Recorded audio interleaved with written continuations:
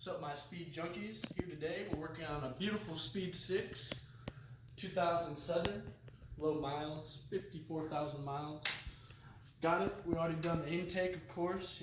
Got to get that out of the way real quick. Also by Cork Sport. But today, we are mainly working on, we want some more stiffness, more rigidity, less play. So we got the transmission insert here for the top mount for the transmission.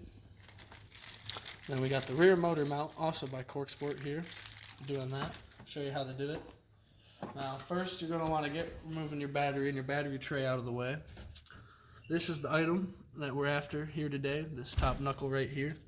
You pull out these two bolts, but before you do that, you want to have a little bit of pressure on your transmission with a jack. And we'll show you all that here in a little bit.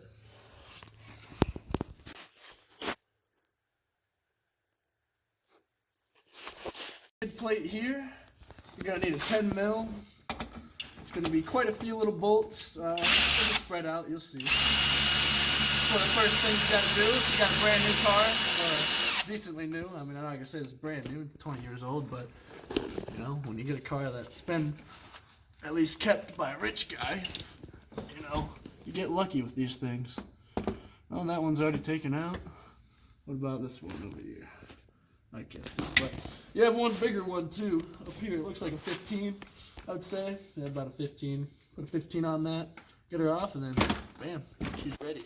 Yeah, she's already loose. Alrighty, here's a little reference for you.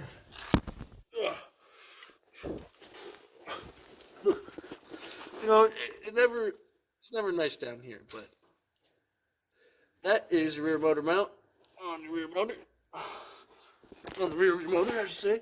You're going to take a 17, you're going to take off that one there, and that one there. Right? Pretty simple. Make sure you have it jacked right here between the fucking transmission, right? Transmission and the fucking engine bell housing, right? Do that. And then you can take out those two mounts and you'll be golden, right? Do one at a time though. I'll tell you the torque specs here in a little bit once we get her on. Ooh, old man sounds. So yeah, just like that, get a little bit of just that. That should be good enough. I mean, if you don't think that's good enough, lower it and do a little bit, right? Just enough to see it move it. Should be good. If there's too much pressure, adjust the jack accordingly. Simple enough. So when after you're done being a liar, by the way, that big nut was a 14 on the skid plate. This is a 17, right? After you hit it with some big ugly guggers, because for some reason, my tool is rated for a shit ton, and my other side riders are rated for a shit ton. And yeah, it was, that motherfucker was on there. So expect it to be on there heavily, even with some baby D's. Maybe I put some blue Loctite on it just in case. It might not call for it, but being a motorcycle guy, blue Loctite never hurts. Sweet. Just like a little bit of twisty. You're gonna have to fight this thing to put it back in. I've put one of these in before on my Mazda 3, so be prepared to be really annoyed and break a few fingers and maybe some gloves. Maybe deglove yourself. Yeah, we'll update you here once we get this stupid motherfucker in. So here's your part, right? Sits in there like this. You're gonna put this in there like this. Highly recommend, there's a little bracket on this side right here when it sits in here. I recommend bending that, but you're gonna have to bend it back or you're gonna hate yourself throwing in there. Damn, can't I hit myself good right there? I figured it sounded pretty rough. But yeah, this right here, this bushing, supposedly you feel more vibration, but honestly, I highly doubt that. I'd recommend doing this just because there's so much more material purely on even the outside right there that it's gonna it stiffens it up and it reduces more vibration. So highly recommend doing this mod. I haven't even put it in yet, but I can just tell you from working on vehicles long enough. There you go. Oh yeah, here. So just so you guys see that you don't have to struggle. A lot of people think this is way harder it is. You get this barely jacked up, so you have a big enough gap right here from the transmission to the actual subframe mount for the transmission, right?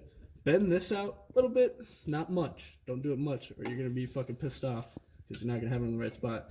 You throw this back over here, right? Just like that. Sits down in your holes. And then this is the only thing you gotta fight. Put a little bit of lube here, and you're good to go. So WD, right? Fuck you. WD, right? Fuck you. Good enough. And then now you just fucking shove her in there.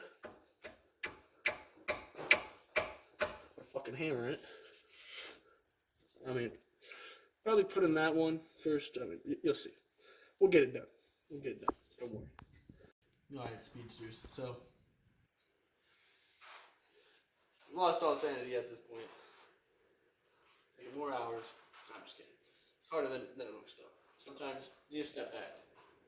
Always remember that. If you're doing something hard, you're doing it fucking wrong. So, a lot of videos on the internet say remove your battery box, or sorry, your fuse relay box.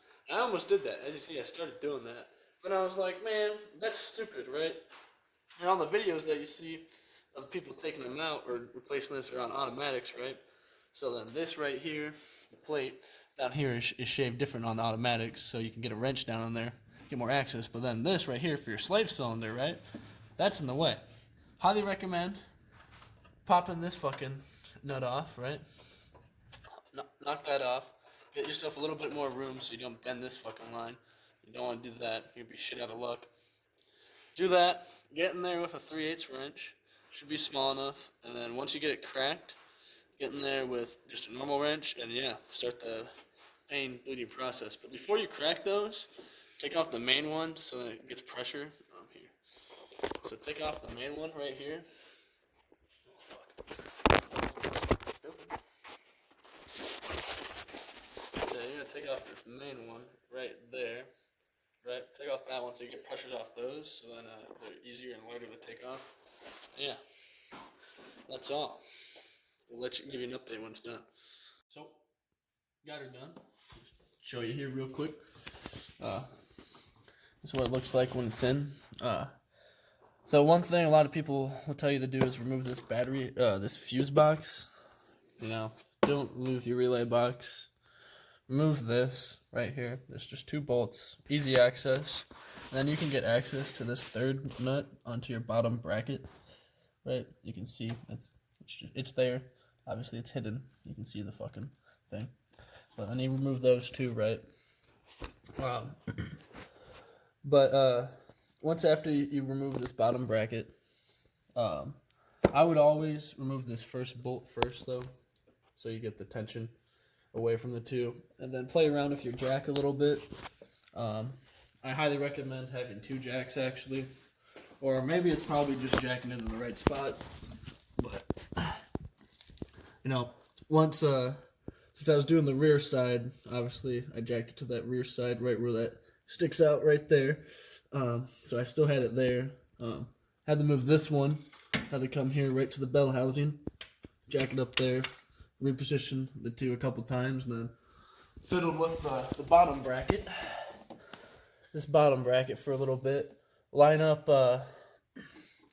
You know, you got two bolts that stick up towards the ceiling or the hood.